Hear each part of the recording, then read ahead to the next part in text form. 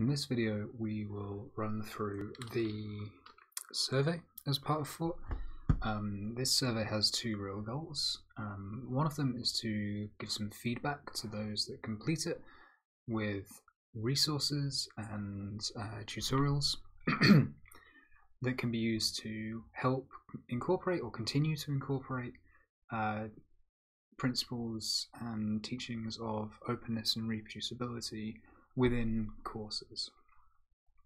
The second main goal is to give us some more information that we can use for advocacy towards the widening and furthering of these teaching practices, as well as doing our bit to advocate for increased support of teachers, instructors, and other academics in this sphere. The information that you provide will be useful for both of these purposes. We think this will be a useful exercise for anybody thinking about their course, and I hope that it's a useful experience for everybody.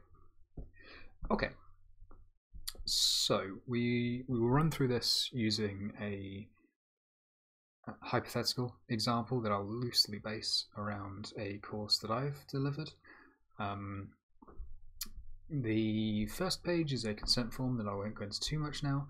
It's mainly just to note that we're going to use some of the anonymized data to keep a track of how much openness and reproducibility is contained within courses, so that we can also use that in some of our communications with stakeholders and, for example, degree granting institutions, to kind of further our goals of advocating for openness and reproducibility within research training.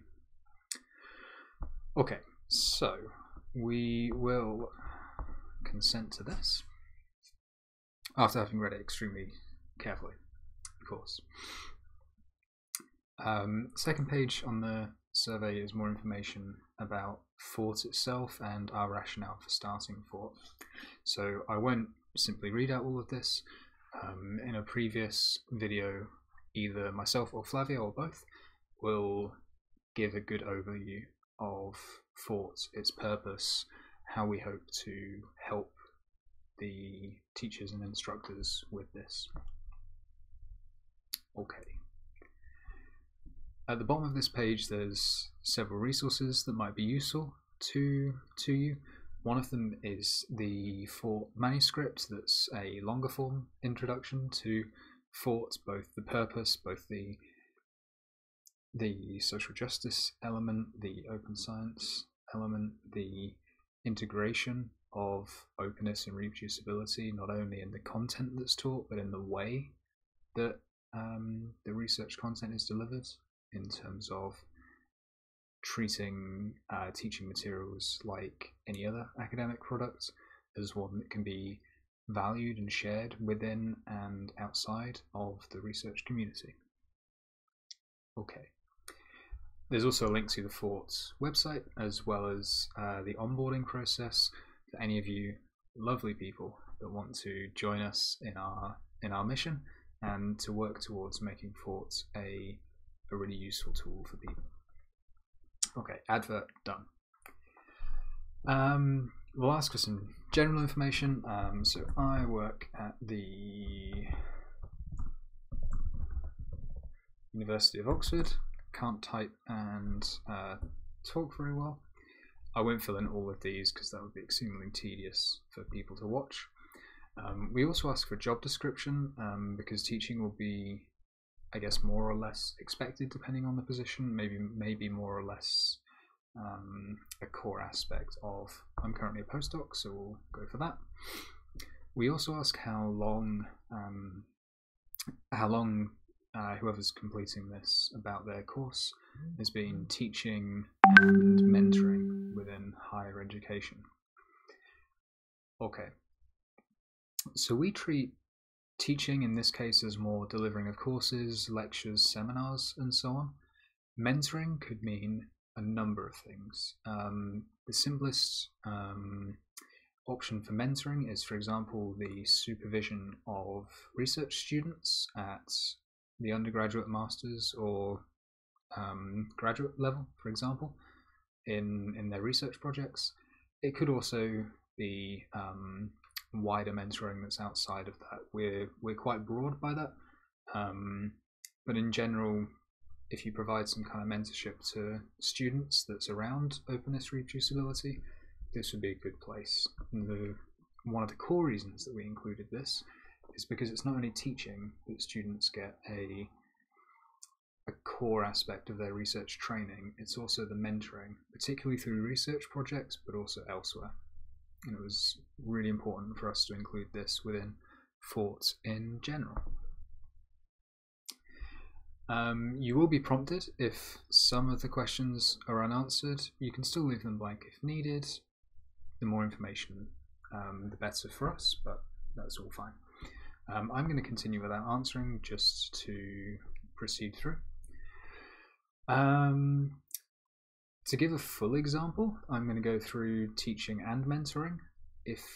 Now, when we run through teaching in the current version of the survey, you can report up to 5, I think, different courses that you teach on. Mentoring is a little bit more amalgamated. We've not expanded that into multiple kinds, or, for example, for each student or anything like that just yet.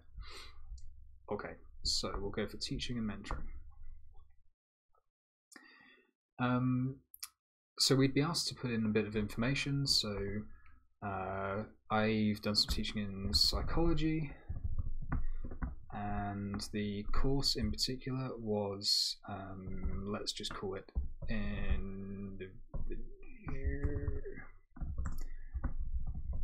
This is like live coding, making mistakes as we go. Now this was for undergraduate students. We then ask a couple of things that are entirely optional but can be really useful for us in terms of looking at it. So we'll ask for a brief course description, so that might cover the layout of the course. So for example, the course that I gave was 2 3-hour workshops, I guess you could call them. And you might also here put information about the layout, whether it was more lecture based, whether there were practicals, for example, whether students are expected to be doing this as part of a core course, whether it's an optional module, how long it runs. There's any number of information that could be covered here.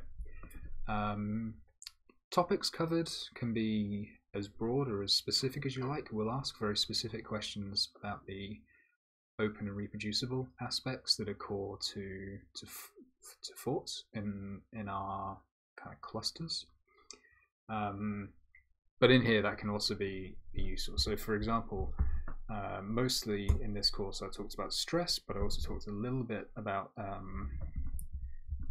pre-registration, power, coding or syntax. Ooh, if I could spell, that would be useful. And the further comments is also a place that's interesting for us to have some more information.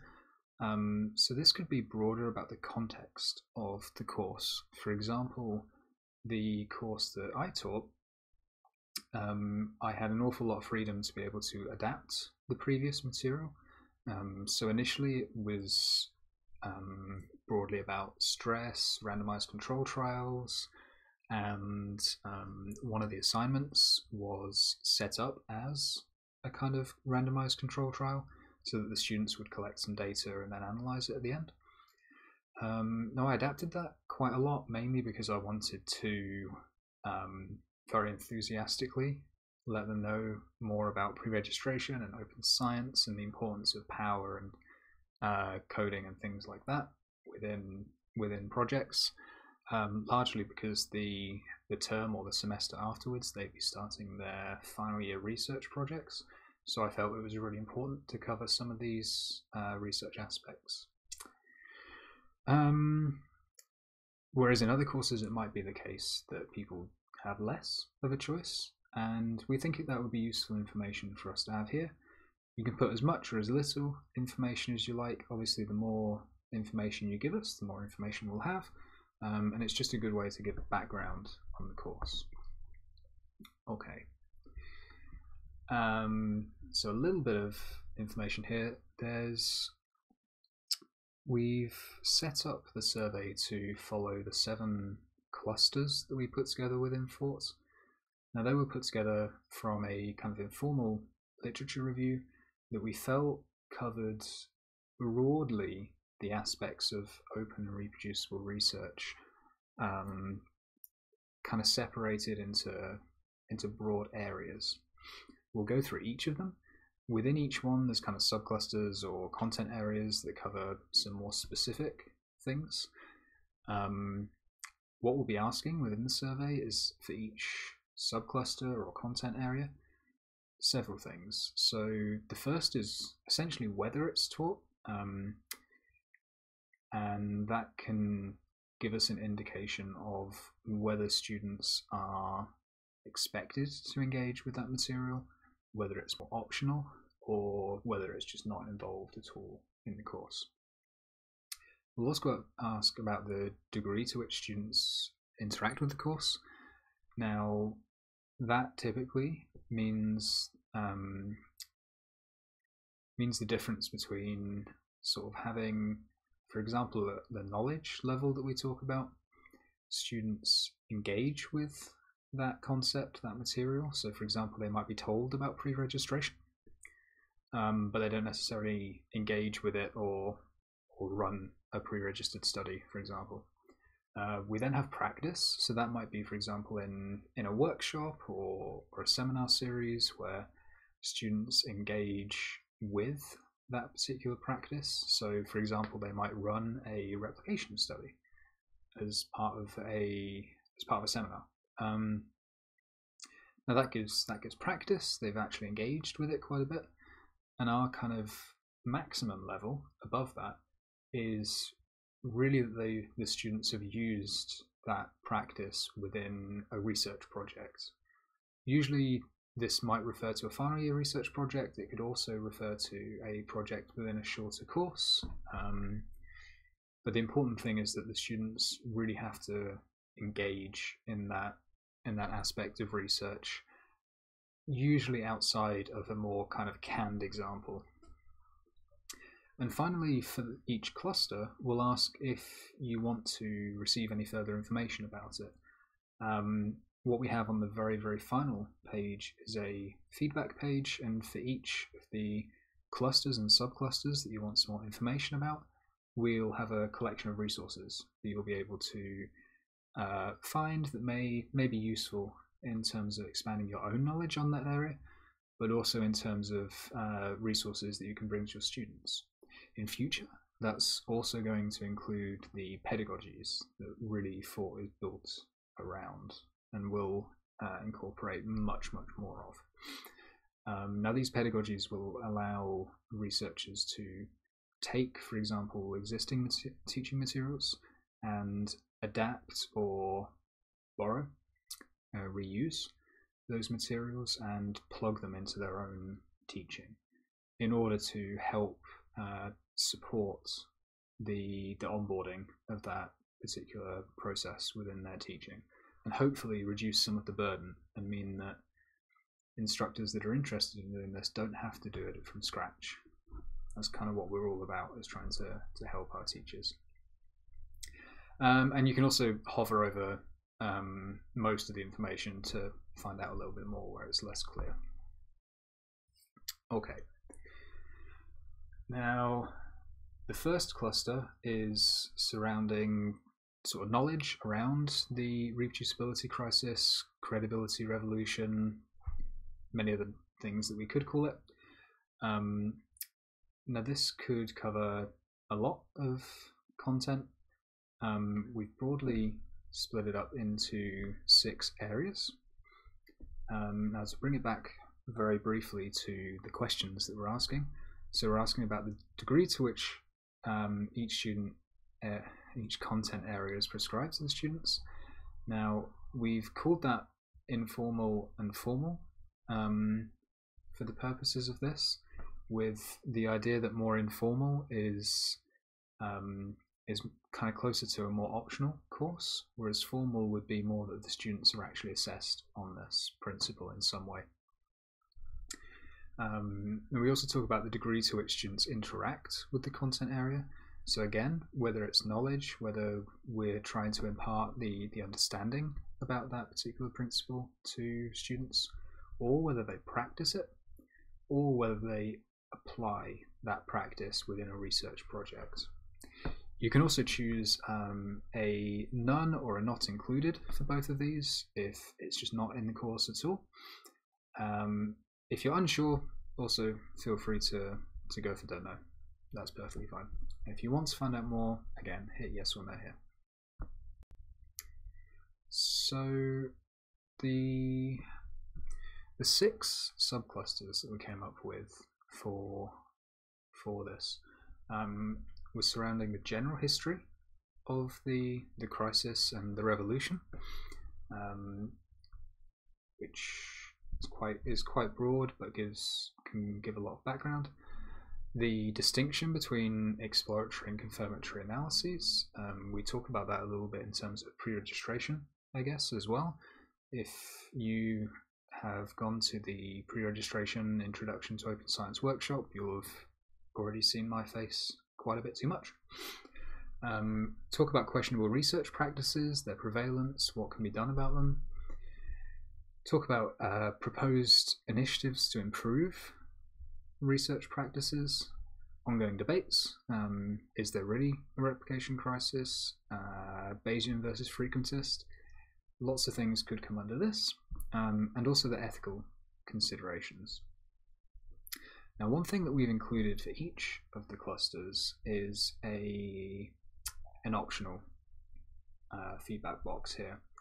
We're well aware that our current system is not all-encompassing. There are going to be principles that we haven't included, or there might be some overlap between some, or it might be the case that some of them don't fit with certain areas, and that's fine. It will just be really good for us to know, particularly if we're missing huge areas, because then we can expand and adapt this framework so that it can more broadly represent a wider range of research areas. In this same box, if any of these subclusters either don't make sense or it's not clear, you can also let us know about that there. Okay, I'm going to leave this one in particular blank. Let's assume that I didn't tell my students anything about why. I was trying to teach them how to do some of this statistical stuff. Okay, so let's take the statistical example. This will be the main one that I'll fill in. Okay, so none of the teaching that I did would be, in this case, was classed as formal. So the students were told about null hypothesis testing, p-values, type 1 errors. I didn't touch on Bayesian research at all. Let's go back to this one actually. So we did talk about the logic of testing, talked a bit about power as well, which is below, but we only went for knowledge here. Students weren't expected as part of any exercise to actually play with type 1, type 2 error rates, or to be able to demonstrate it in anything. Now let's want to know more about that. I'll hit yes over here as well. Now I didn't tell them anything about Bayesian approaches because I only had a few hours. But let's say again, I want to know more about it because maybe there'll be a simple way to include it in next year's teaching. Possibly not for Bayesian, but you never know. And at the very least, I want to learn more. Now we did talk about effect sizes, so put that in the informal. And actually, they were required to report effect sizes and talk about power, so I can actually say that they practiced this to some extent. Now let's say I don't want to know any more about power because I've heard far too much about power in the last 2 years for a lifetime. Okay. Now we did talk about research design, sampling methods. We did talk about the implications for inferences. In fact, that, if anything, was part of the assessment that they had. So they were expected very clearly to interpret the results in light of the implications based on all of the previous. So again, we'll call that informal, we'll call it knowledge. Now again, we talked about questionable, in fact we didn't talk about questionable measurement practices or reliability issues. That wasn't part of this course. So we'll have that as not included. Let's say I do want to know some more about that. And let's also say that I didn't want to know any more about the last one. And the relationship between all of the above is a little bit vague, but this is intended to indicate that, pardon me, this is intended to indicate that it's also important to teach the relationship between, for example, the research design, the power of the study, how they interact, how that interacts with the quality of the measurement that's involved, how that interacts with type 1, type 2 error rates, the confidence that we can have in the results. But in my case, let's answer no to all of these. Okay, I'm gonna also leave this one blank. Okay, now the third cluster is all about reproducible analyses.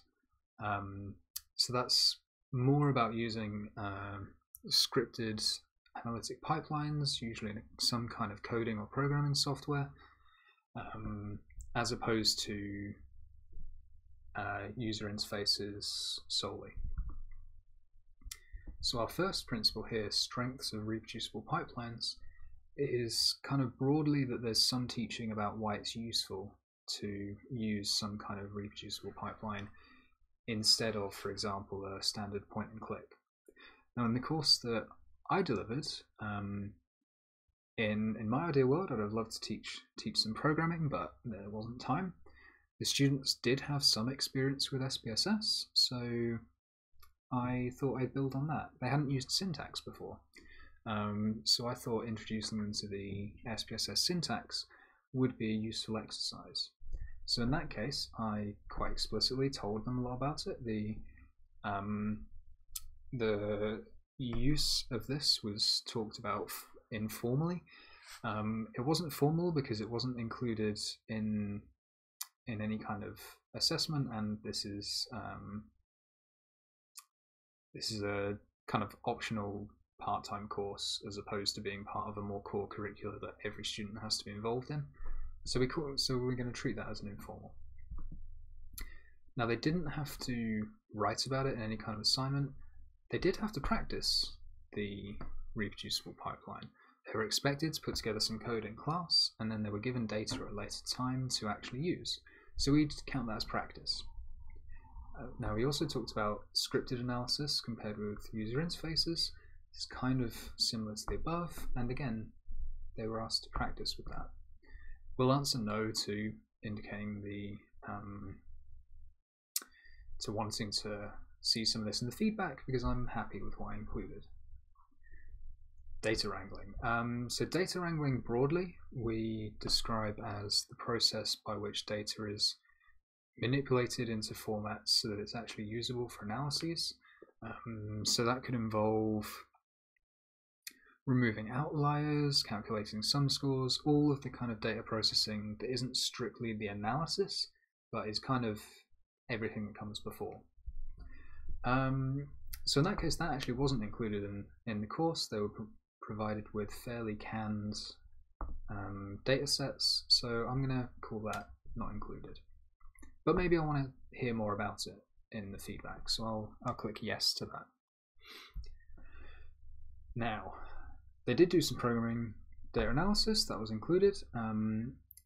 They actually used that as part of the assignment, and they were told to actually include their code as part of the assignment, so we can call that practice, which was really useful. We didn't talk at all about open source and free software, I think I included a short meme to compare different programming languages, but that was more for the fun of it than it was to actually have anything particularly educational. So let's say I want to learn more about that myself as well to help. Now, the final one, tools to check yourself and others. This could be many things. Primarily we had in mind tools such as StatCheck, Grim, Sprite. So these are tools that essentially work almost as statistical calculators. StatCheck in particular is useful to look at currently APA formatted, but hopefully that will be expanded, statistical results in papers. And the idea is that it works as a spell checker. So if the degrees of freedom and the test statistic don't match the p-value, it will give you an error. And that can be useful to check in your own papers and also in others. So learning about tools like that can be useful, which is why we've included it as a cluster. But actually my students, I didn't tell them anything about that just because it would have taken a little bit of time, and I didn't want to burst the bubble about research just yet for them. Okay, so as we see, I've selected that I want some of these resources to learn a bit more about later, but not all of them. Okay, now open data and materials. Now, again, if you're part of any of the open science workshops that are part of this conference, you'll have heard a lot about open data and materials. We think it's really important that students are taught about both in many areas, both in terms of doing the sharing and also making use of the sharing. And so we've included that. So open materials also includes publication models, so we might want to teach students about open access, being able to access, well, papers. On our second, we have kind of reasons to share. So many reasons to share both materials and papers and resources and code and data. And it's useful to explore those as part of an exercise. We get into a slightly more practical element, so repositories like the Open Science Framework, GitHub, Figshare, and many others to be able to share and locate these resources. We have a cluster on accessing this, the ethical considerations around open materials and data. For example, what data should or shouldn't be made openly accessible, what constraints are put on that, how anonymity and safeguarding handled with open data and materials, and also examples and consequences of accessing open or unopened data. I'm going to leave all of these blank for the sake of saving a little bit of time. And again, we can continue that answering. Please do fill this in if possible. Again, this is purely for example's sake and for saving just a teeny bit of time. Okay, in the course that I was teaching in, we also included pre-registration, which is our fifth cluster. Let's run down this aspect first. So this was a more informal course in the sense that it's not required by all, it's not part of the assessed course, it's not part of the core course, but it's more of a module that students could take. So I'll run all the way down. So the purpose of registration, well, they got some information about that. The difference between pre-registration and registered reports, we covered that too. Now we didn't cover the more specifics about different types of pre-registration, for example, so when it should be done, when it shouldn't be, talking about secondary data analysis and so on. So we'll call that none. Now understanding different types of pre-registration and actually going through writing one. We did do a little bit of this. It was in a more relaxed, informal way compared to a full registered report, which is why when we come down to it, I'm just going to call this one knowledge rather than full practice. But that's at your discretion when you complete this. We did not talk about comparing a pre-registration to a final study manuscript, although that is, again, an exceedingly important part of it, both because the students that we teach now may become future reviewers, but also to train the skills around pre-registration and research practice. Now, we did conduct a pre-registered study. They pre-registered their analyses. We ran it. Again, it was within, what, we had 6 hours in total over 2 weeks, so we didn't have much time, but we did what we could. So, they got some knowledge about the purpose of pre-registration. They got some knowledge about the strengths and differences between different kinds. They didn't find out too much about when can you pre-register, or comparing the pre-registration to a final study manuscript. But they did conduct a pre-registered study. Again, more of in a practice way than in a full research study. Now, I'm going to say that maybe next year I'm going to run this course again, but I want to really up the amount of pre-registration. So what I'm going to do is hit yes to all of the do I want more information about this? And we'll get some more information about that at the end. Okay, cluster 6. Originally we only had 6 clusters. We recently added the 7th, and I'm quite excited about that too. Okay, the 6th cluster is replication research. I'll go through this one pretty quickly. So we talk about the purpose of replication. So what is a replication? What's the difference between a direct? For example, what's a failed replication? Talk about large-scale replication attempts, so whether that's the open science collaboration, whether that's other projects. It's important, I think, to talk about these broader large-scale projects so that students are able to conceptualize the importance of replications and large-scale replications too. We also have the 4 others, so distinguishing direct and conceptual replications is a really interesting and useful aspect of research, so that students can understand that. We have a cluster around conducting the replication studies. We have an additional cluster that goes a bit further into the registered replication reports, so kind of in combination with the pre-registration cluster, and also a broader discussion of the politics of replicating studies, the wider spread impact that it has on research culture, potential fallbacks, all of those kind of things. Again, useful things for us to think about, and that our students can learn from our experiences in doing. The final cluster is academic life and culture.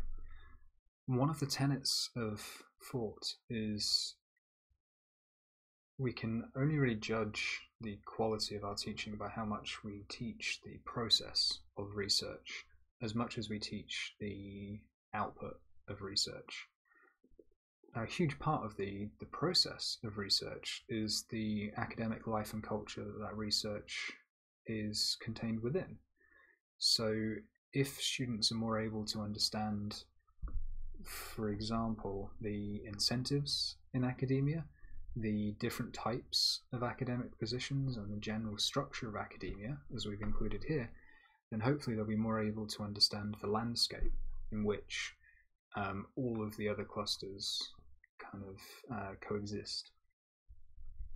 Now in here we also have aspects of citizen science involving the public. We have team science and big team science. So for instance, MultiLab Studies, things like the Psychological Science Accelerator are all important for our students to understand and know about. Now we'll leave this one blank again for the sake of time, because I realise that we're getting on a bit and you've already seen me fill in quite a few of these pages. At this point we can choose to assess teaching for another course. We're not going to, but if you do have more than one course that you'd like to assess, that's great. We have a fairly broad description of course. In this case we're thinking more about the the individual courses that instructors take, as opposed to, for example, a entire degree program. Just want to try and make that clear, because obviously definitions are going to differ between different countries and institutions. Okay, so in mentoring, in terms of, for example, advising or supervising, these kind of principles can also come through. So, for example, I supervise undergraduate and master's students. We can also describe the mentoring a little bit more here. So I might say I supervise these projects. Maybe the master's student is a 2-year project. Maybe the undergraduates are also co-supervised with someone else. Just here it's useful to get more of a picture about what's being taught. Now at this point we don't ask about all of the subclusters in the same way as before. We just collapse it across the kind of top level clusters. So in my case, the students that I supervise, I will always talk about the reproducibility crisis and credibility revolution and all of the aspects involved. In a way, this is also a formal part of the courses because it's compulsory for everybody to be involved. I guess actually, I'm going to correct myself there. I would call this an informal, because it isn't something that all students get. It's something all my students get. But this is a nuance that we won't go into too much. Okay. Now I always tell my students about the reproducibility crisis. It doesn't always end up featuring in the final reports or anything like that. So I'm going to call this knowledge. If I was being, I could call it practice. I'm gonna call it knowledge and just say that I want to know more about that in the future. They always go through a lot of the statistical kind of aspects that I've mentioned before, and they get to apply it within their research projects. I often tell them about reproducible analyses, but quite often we don't get a chance to go into that. The master's students usually tend to, but undergraduates usually don't have the training in programming to be able to. Similarly, we will always cover open data and materials, but usually in a knowledge base. My master's students have actually been pre-registering their analyses, so cool here. None of my students are doing replication research, so we'll call that none and not included. And as part of the kind of mentoring general meetings, it won't feature into their projects specifically, but we will end up having kind of conversations about the way that research is structured and how they might be able to navigate that. So let's say I don't want to learn about any of these, but let's say I want to learn a lot more about replication research because I want to teach, I want to supervise a student on a replication project in the future. So we're going to learn more there as well. Okay, so let's find out which question I missed. This one at the top. Okay, I'm going to leave that. Please fill it in. Okay, we have a FORRT newsletter, so you can click yes and that will sign you up for that. We also ask a few demographics that we'll use. Now this is mainly to keep an eye on the level of all of these practices that are taught across countries and institutions, and to give us data that we can use to track in the future to see how these practices are changing. And this will be particularly useful as we continue to partner and continue our contact with stakeholders and degree accrediting societies, because that kind of information is useful for us to advocate for incorporating these practices within teaching.